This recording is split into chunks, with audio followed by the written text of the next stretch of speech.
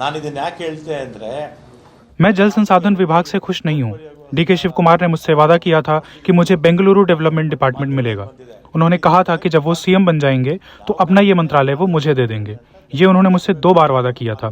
मैं बहुत निराश हूँ, लेकिन मैं डीके शिव कुमार या सिद्धारमैया किसी से भी नाराज नहीं हूँ। मैं कांग्रेस का विधायक बना रहूंगा। कर्नाटक में मंत्रियों को पोर्टफोलियो बांटने के 12 घंटे के भीतर ही मंत्री रामलिंगा रेड्डी ने इस्तीफा देते हुए ये बात कही। वो जल संसाधन विभाग दिए जाने से नाराज हैं। उन्होंने साफ साफ कहा कि वो बेंगलुरु डेवलपमेंट डिपार्टमेंट चाहते थे।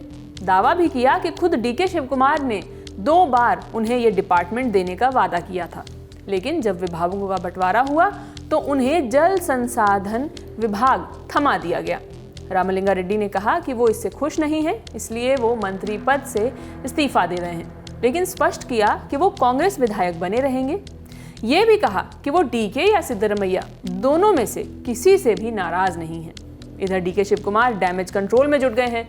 कहा है कि चिंता की कोई बात नहीं है, रामलिंगा उनके अच्छे दोस्त हैं, कैबिनेट में उनके सबसे करीबी सहयोगियों में से एक हैं, हम समस्या को सुलझा लेंगे। यानी मुख्यमंत्री बनने के बाद भी डीके के लिए चुनौतियां अभी खत्म नहीं हुई हैं। नई कैबिनेट बनते ही रामलिंगा रेड्डी जैसे सीनियर मंत्री ने खुलेआम बगावत की और इस्तीफा देना उनके लिए बड़ा झटका माना जा रहा है। रामलिंगा सिद्धारमैया सरकार में ट्रांसपोर्ट मिनिस्टर थे। कर्नाटक के सबसे वरिष्ठ नेताओं में से एक हैं। राजधानी बेंगलुरु और आसपास के इलाकों में उनका काफी प्रभाव माना जाता है। लगातार 8 बार से वो विधानसभा चुनाव जीतते आ रहे हैं। 2008 में सीट के गठन के बाद से बेंगलुरु शहरी जिले की बीटीएम लेआउट से विधायक हैं। ऐसे में सीनियर नेता को नाराज करने का जोखिम डीके शायद अभी नहीं उठाना चाहेंगे। कहा भी है कि उन्हें मनाने की कोशिश की जाएगी। यहाँ पर यह जानना भी जरूरी है कि जिस बेंगलुरु डेवलपमेंट डिपार्टमेंट को लेकर रामलिंगा नाराज हैं, वो कृष्णा बायरे गौड़ा को दिया गया है। सिद्धारमैया सरकार में उनके पास रेवेन्यू मिनिस्ट्री थी। इससे पहले काफी सोच विचार के बाद कर्नाटक सरकार ने 4 मई को देर शाम मंत्रियों के विभागों की घोषणा की।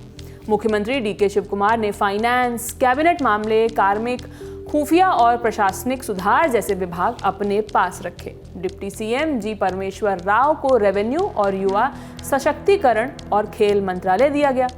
कांग्रेस अध्यक्ष मल्लिकार्जुन खड़गे के बेटे प्रियंक खड़गे को गृह मंत्रालय और आईटी विभाग सौंपा गया है। ग्रामीण विकास और पंचायत राज विभाग जो पूर्व सीएम सिद्धारमैया के पास थे, अब ईश्वर खंद्रे को दे दिए गए हैं।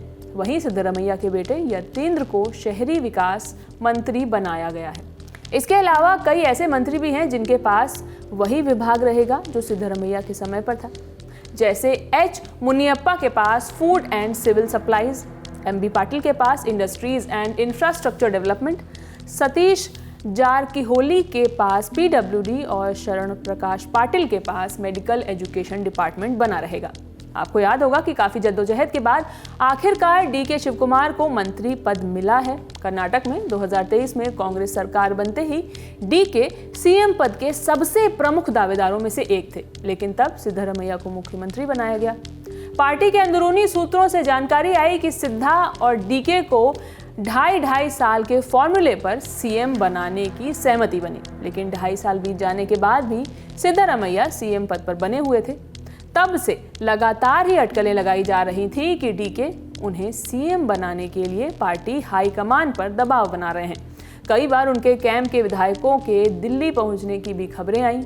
महीनों तक सस्पेंस चला। आखिरकार सरकार के 3 साल पूरे होने पर फाइनली मुहर लगी और डीके सीएम बनेंगे और सिद्धारमैया पद छोड़ेंगे। इसके बाद सीएम बदलने और सत्ता के हस्तांतरण की प्रक्रिया तो शांतिपूर्वक हो गई, लेकिन नई सरकार के मंत्रिमंडल गठन में गरारी अटक गई है। फिलहाल इस पूरे मामले पर हमारी नजर बनी हुई है। जो भी अपडेट्स होंगे हम आप तक लाते रहेंगे। खबर लिखी है मेरे साथी सचिन ने, मैं हूं शिवानी। बने रहिए हमारे साथ। शुक्रिया।